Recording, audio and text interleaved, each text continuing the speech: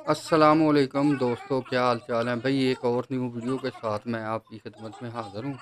तो भाई ये हम टाइल काटने का तरीका बता रहे हैं। हम ना स्कार्टिंग लगाना चाह रहे थे और हम ये मशीन के ऊपर नहीं भेजते, हम खुद ही काट के लगा देते हैं।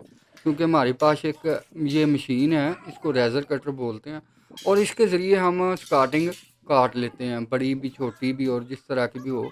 ये आप स्कार्टिंग लगी देख रहे हैं, ये इसी की काटी हुई लगी हुई है सारी। और ये हम मार्किंग कर रहे हैं सारी एक दफ़ा। पौने 6 इंच का ये पीस है, पौने 6 इंच के हिसाब से मार्किंग कर दी। और मार्किंग करने के बाद हम इसको ना यानी कि काटना स्टार्ट कर देंगे। और जितनी हमें ज़रूरत है हम उसी हिसाब से काटेंगे और फिर उसी हिसाब से लगाते जाएंगे, ठीक है। और ये बड़ा इजी और सिंपल तरीका है। और कुछ लोग इसके अंदर काटने के लिए गलतियां करते हैं और उनसे गलतियां हो जाती हैं और टाइल ख़राब हो जाती है। ये देखें, ये साइज़ भी बिल्कुल एक्यूरेट आया है, बिल्कुल परफेक्ट, जितना हमें चाहिए था ऊपर नीचे से एक दबाई। यानी कि हम ना इसको काटते हैं जब, तो बड़ी प्रेम के साथ काटना पड़ता है। और ये आप देख सकते हो कि ये स्कार्टिंग काट रही है और सारा काम यानी कि बड़ा तसल्ली बख्श हो रहा है, ठीक है। ये देखें, अब ये मैं काट काट के रखता जाऊंगा सारी। और उसके बाद फिर हम इसको लगाना भी स्टार्ट कर देंगे। कैसे लगानी है, इसका कुछ एरिया ऐसा होता है कि जहाँ पर बड़ा स्पेसिफिक यानी कि काम होता है और बड़ा तसल्ली बख्श काम होता है और उसको बड़े इजी तरीके से यानी कि लगाना पड़ता है और देखना पड़ता है। तो मेरे भाइयों, उम्मीद करता हूँ कि आप लोग ये वीडियो इंतहाई यानी कि पसंद करेंगे और हमें सपोर्ट भी करेंगे। ये देखें कि निशान कोई गलत हो गया था तो हमने दोबारा से उसको रीसेट कर दिया।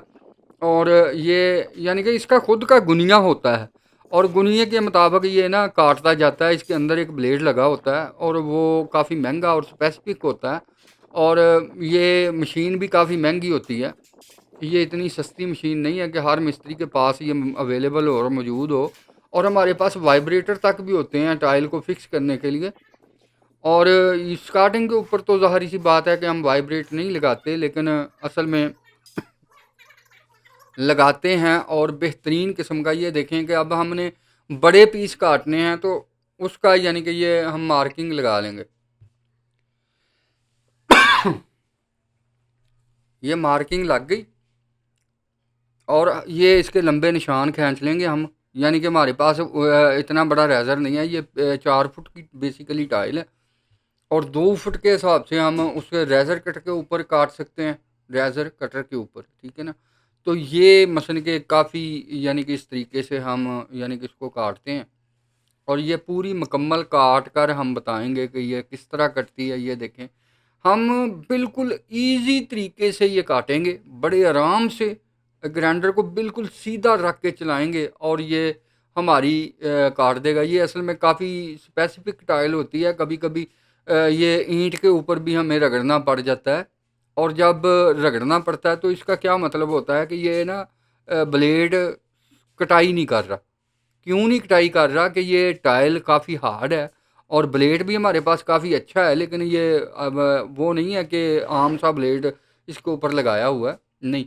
ये काफ़ी अच्छा ब्लेड है। ये आप देख सकते हो कि हम इस टाइल को बड़े परफेक्टली तरीके से सीधी काट रहे हैं। और ये भी स्कार्टिंग के ऊपर ही हमारी लगनी है, स्कार्टिंग के टाइप ही। यानी कि स्कार्टिंग हम लगाएंगे इसकी। ये 2 से 4 पीस हमने काटने हैं। उसके बाद हम आपको बताते हैं कि कैसे लगनी है और कैसे लगाएंगे।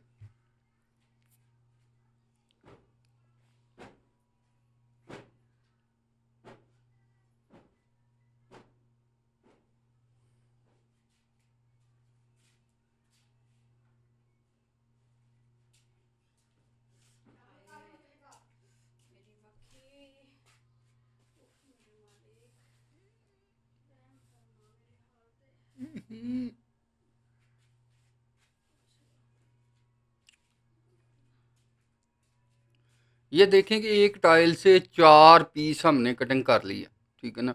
4 पीस हमारे बने हैं। और सारी सी बात है कि जब 6 इंच का ये टुकड़ा होगा तो 6 इंच के हिसाब से 4 पीस बनेंगे। अगर हम पौने 4 की लगाते हैं तो फिर वो 6 पीस बनेंगे। यानी कि उसी हिसाब से ये ना कटिंग करनी पड़ती है।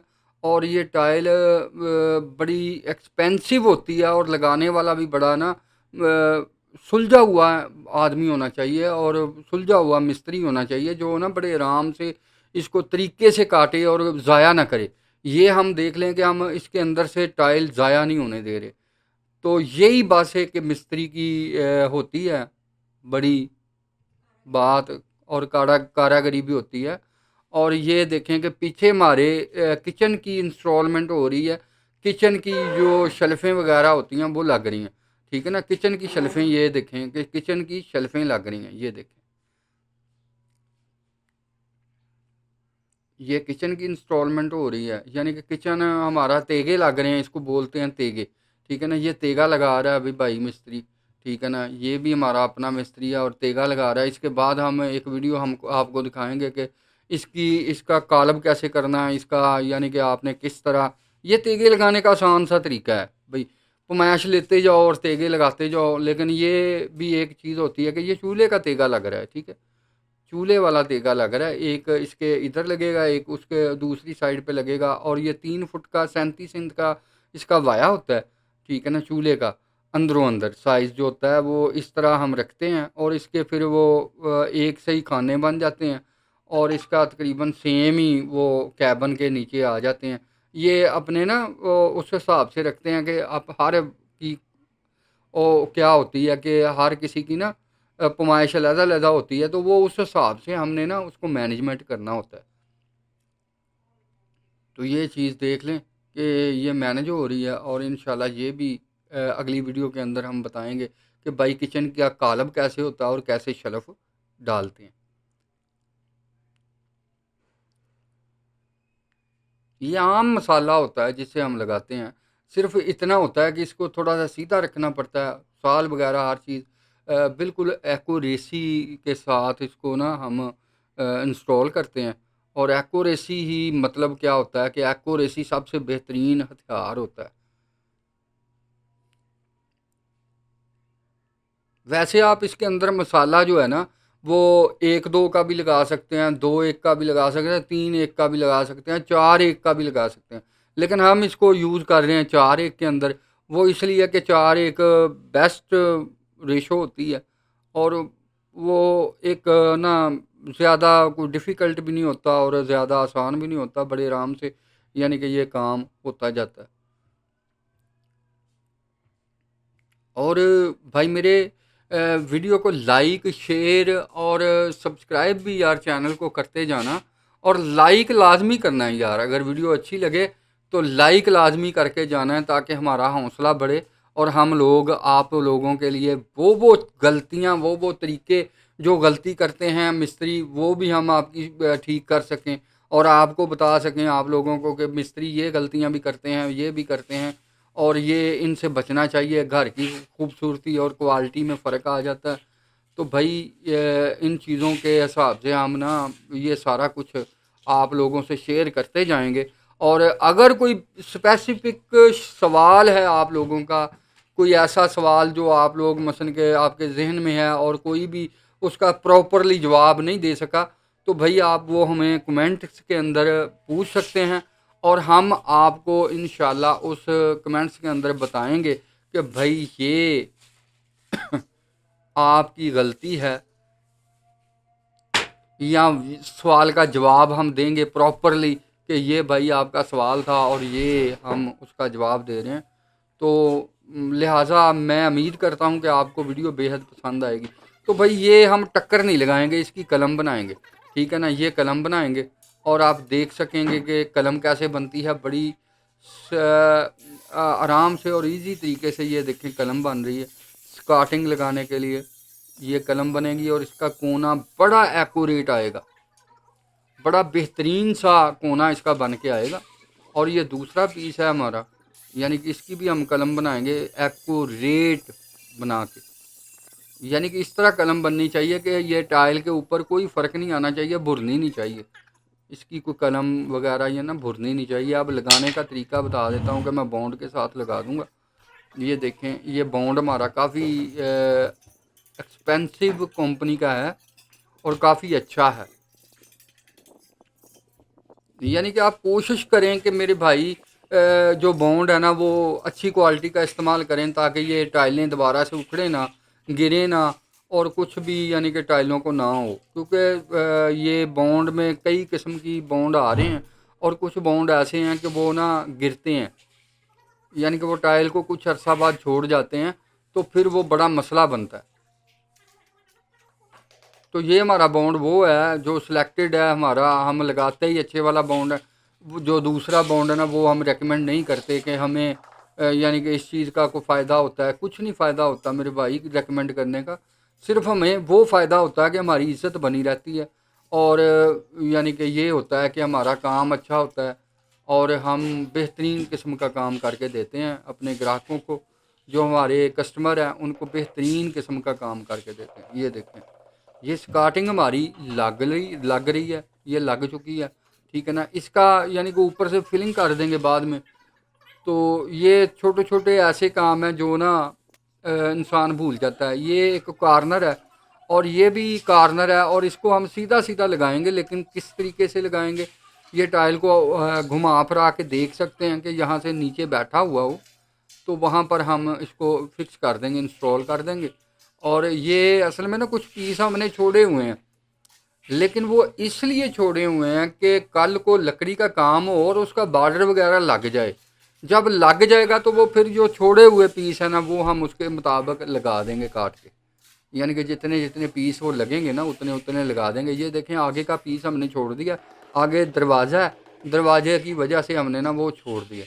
तो हम ये पीछे देख रहे हैं कि थोड़ा सा ईंटों का काम हुआ। असल में ये ना यहाँ पर एक विंडो थी, लेकिन वो विंडो हमने बंद करके इसकी नीच बना दी है। बाहर से ये नीच नज़र आएगी और अंदर से ये बिल्कुल प्लेन प्लस्तर हो जाएगा। यानी कि ये असल में बाहर वाला एरिया था, तो कुछ रीजंस की वजह से ये हमें बंद कर देना पड़ा, क्योंकि कुछ गलतियाँ थी जो बिल्डिंग के अंदर थी वो हमने निकाल दी हैं। तो यानी कि ये असल में ना पर्दा का इंतज़ाम नहीं था कि पर्दा नहीं हो सकता था। इस विंडो की वजह से पर्दे लगाना पड़ते या कुछ ऐसा करना पड़ता, कर्टन लगाना पड़ती, या फिर ऐसा कि बार बार इधर उधर करना पड़ता। और ये अलमारी का एक हिस्सा है, हमने इसके अंदर पहले तेगा लगाया, फिर यहाँ पर बेस डाल के टाइल लगा दी उरली साइड पे, और फिर उसके बाद हमने यानी कि ये इंस्टॉल कर दिया। अब पीछे इसके हम कचरा डालेंगे या मिट्टी डालेंगे या जो कुछ भी, मिट्टी तो नहीं डालेंगे क्योंकि मिट्टी डालना थोड़ा सा रीजनेबल होता है। तो बात यह है कि सेंक ज़्यादा आने का ख़तरा होता है, लेकिन हम इसके अंदर मिट्टी नहीं, हम इसके अंदर ये कचरा ही वगैरह डालेंगे, सीमेंट वगैरह का जो भी होता है ना, जो बाद घाट ईंटों की इधर उधर की होती है, तो वो हम जब इसके अंदर डालेंगे तो उसके बाद हम इसको बजरी से कच्चा कर देंगे। कच्चा करने के बाद इसको ऊपर से प्लस्तर कर देंगे। और मेरी बात एक हमेशा याद रखना कि इसको जब भी इसकी प्लस्तर करो ऊपर से, तो पिछला हिस्सा इसका 1 सूतर 1.5 सूतर या 2 सूतर डाउन होना चाहिए लेवल के हिसाब से। अगर पीछे से डाउन होगा ना तो उससे बेनिफिट क्या मिलेगा आपको, कि वो यानी कि अलमारी जब आप इसके ऊपर रखेंगे ना बना के उसका ढांचा, तो वो ऑटोमेटिकली अपना दीवार के साथ चिपक जाएगी, वो आगे को उल्टेगी नहीं कभी भी। जब पीछे से थोड़ा सा लेवल ऊपर रखा होगा और यानी कि ये कह लें कि पीछे से लेवल ऊपर है, अगर अलमारी रखते हैं तो वो आगे को गिरना स्टार्ट हो जाती है, यानी कि ऐसा लगता है कि ये बस गिर जाएगी। तो भाई वो चीज़ें यानी कि बड़ी बेहतरीन होती हैं जो मैं बता रहा हूँ ना आपको, ये बड़ी बेहतरीन चीज़ है कि आप उसको पीछे से 2 सूतर 3 सूतर डाउन रखें। और डाउन रखने का मकसद ये होगा कि आपकी अलमारी जो है ना वो बड़ी फिक्स ऑटोमेटिकली आ जाएगी उसके ऊपर। तो हम यही करते हैं कि पीछे रखते हैं उसको। तो पीछे रखने का रीज़न हमारा यही होता है कि हम लोग उसको नीचे रखें, यानी कि लेवल को डाउन रखें। तो डाउन रखने से फिर हमें बेनिफिट मिलता है उस चीज़ का, अलमारियों का। जो लकड़ी वाला होता है बड़ी आसानी के साथ फिर वो काम करके चला जाता है। तो यही है अभी हमारी आज की वीडियो। तो देखते हैं इंशाल्लाह आगे की वीडियो हम कौन सी डालते हैं और कौन सी आती है। तो उम्मीद करता हूँ कि आप लोग ये वीडियो इंतहाई पसंद करेंगे और शेयर लाइक सब्सक्राइब भी करेंगे, तो हमारा हौसला बढ़ता है भाई लाइक करने से। और जब लाइक करोगे तो हम इस तरह की स्पेसिफिक वीडियोस लेके आते जाएंगे आप लोगों के पास, और आप लोग इंशाल्लाह